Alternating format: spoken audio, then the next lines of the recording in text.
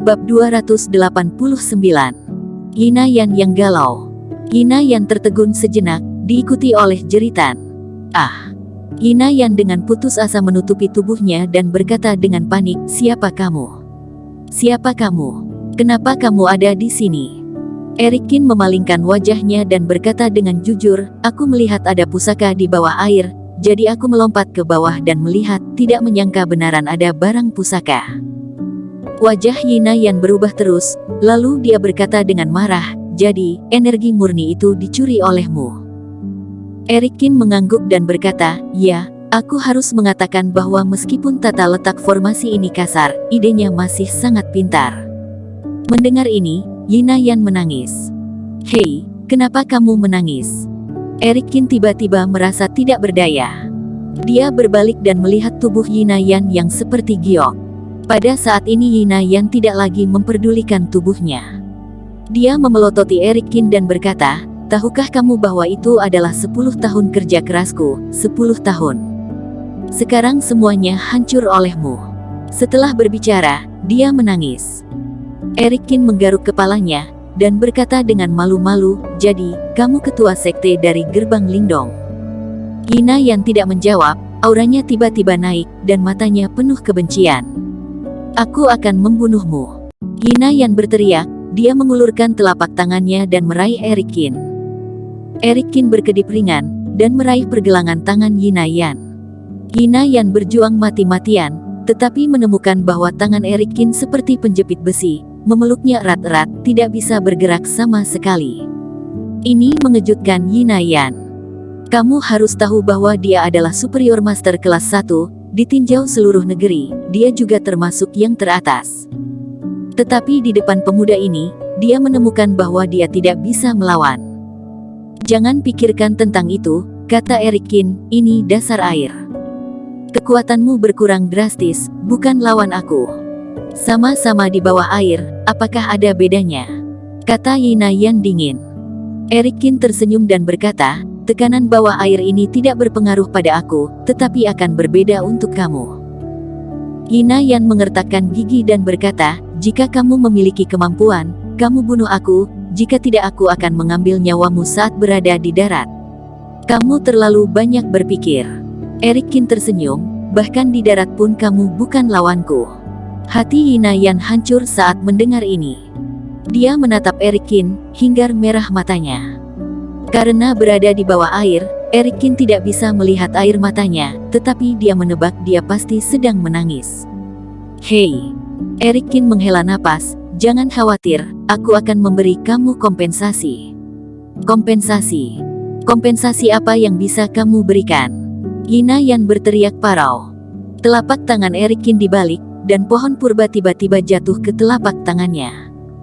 "Inilah asal mula mata air suci," Erikin berkata dengan ringan, "justru karena itulah mata air ini memiliki efek ajaib." Yina Yan terkejut, dia melihat ke arah Erikin dengan kaget, "Benda di bawah air, kamu mengeluarkannya?" "Benar," Erikin mengangguk. Yina Yan terkejut, mengetahui bahwa dia menggunakan metode yang tak terhitung jumlahnya, tidak bisa masuk jauh ke dalam air. Dia bahkan tidak tahu apa yang tersembunyi di bawah air. "Bagaimana kamu melakukannya?" Yina Yan berkata dengan heran. Erikin tersenyum dan berkata, "Raih dan keluarkan. Jika aku tidak datang, kamu tidak akan pernah bisa mengeluarkan benda ini, dibiarkan di sini hanya menyia-nyiakan barang bagus. Untuk membayar ganti rugi, aku bisa membiarkanmu mencerahkan dirimu di depan pohon purba ini bersama-sama," lanjut Erikin. Kata pencerahan mungkin agak asing di dunia silat, namun di dunia pertapa abadi, kata tersebut sudah tidak asing lagi. Tingkatan seseorang menentukan batas kekuatan. Tidak tahu berapa banyak orang yang terjebak pada tahap tertentu, melakukan yang terbaik dalam hidup mereka, tetap tidak dapat melewatinya. Alasannya adalah tingkatan mereka tidak dapat ditingkatkan. Dan pohon purba adalah benda suci untuk meningkatkan tingkatan. Mata Yina Yan menyala tanpa disadari. Tapi segera, cahaya di matanya meredup. "Kenapa, kamu tetap tidak mau?" Erikin memutar matanya, "Energi murni yang telah kamu tarik tidak ada bandingannya dengan pohon purba ini. Yinayan menatap Eric Qin dengan ekspresi pahit, dan berkata, sudah terlambat. Aku sangat membutuhkan terobosan energi murni ini. Sekarang setelah energi murni diserap oleh kamu, aku tidak punya kesempatan. Apa maksudmu? Eric Qin bertanya dengan bingung. Ini tidak ada hubungannya denganmu. Yinayan mengertakkan gigi dan berkata, lepaskan aku. Eric Qin segera melepaskan tangannya dan berkata, jika kamu tidak puas, aku bisa memberikan beberapa pil mujarab. Yinayan tidak mengatakan apapun, dia seperti putri duyung, mengaduk tubuhnya dan berenang di atas air. Eric Qin tidak terlalu lama berada di dasar air, dia mengikuti, dan segera muncul ke permukaan. Tidak tahu sampai kapan ketua sekte bertapa kali ini. Paling banyak 1 malam, dan hanya punya waktu 1 malam. Beberapa penatua berbicara, dan mata mereka sedikit serius.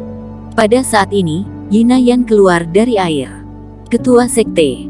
Para tetua tercengang, apakah secepat itu? Sebelum Yinayan bisa menjawab, Eric Qin juga menjulurkan kepalanya. Para tetua saling memandang. Ini. Kenapa ada laki-laki? Siapa kamu? Beberapa tetua bereaksi dengan cepat, dan mereka melangkah maju, menghalangi jalan Eric Qin. Eric Qin tidak menanggapi, dia berteriak kepada Yinayan, ada apa? Jika itu membuatmu kesulitan, maka aku hanya bisa minta maaf. Yinayan mendengus dingin, mengenakan pakaiannya, menoleh dan pergi. Eric Qin menghela nafas, dan dia bergumam dengan suara rendah, tinggal di sini selama 1 malam dulu untuk pelajari pohon purba ini. Siapa kau? Para tetua sangat marah, melihat bahwa Eric Qin diam, mereka melangkah ke depan dan membanting tinju mereka. Bang! Saat tinju mereka menyentuh tubuh Eric Qin tidak bergerak sama sekali, malah pergelangan tangan mereka bergetar kesakitan. Eric Qin melirik mereka dan berkata sambil tersenyum, kamu hanya basis kultivasi Grandmaster, kamu tidak bisa menyakitiku, minggir. Beberapa orang saling memandang, dan langsung berteriak, lihat kamu menggunakan ilmu sihir. Mengganggu. Eric Qin melambaikan tangannya, dan kemudian menamparkan. Sebelum ilmu sihir para tetua ini sempat tampil, mereka langsung pingsan. Eric Qin berjalan menuju halaman gerbang Lingdong. Untung masih banyak kamar yang kosong, Eric Qin memilih satu secara acak dan tinggal untuk sementara waktu.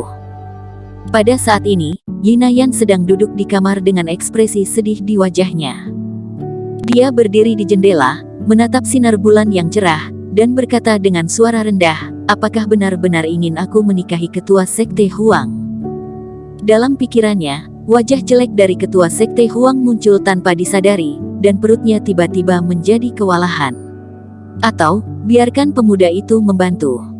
Yinayan memikirkan Eric Qin, tapi dia dengan cepat menolak ide ini. Ketua sekte Huang didukung oleh Graham Xi, yang merupakan anak perusahaan keluarga Su. Menurut Yinayan, Eric Qin tentu juga tidak berani menyinggung Graham Xi dan bahkan keluarga Su. Bersambung. Terima kasih telah menonton video ini sampai akhir. Jangan lupa subscribe dan nantikan kisah episode selanjutnya hanya di Novel Story. Salam.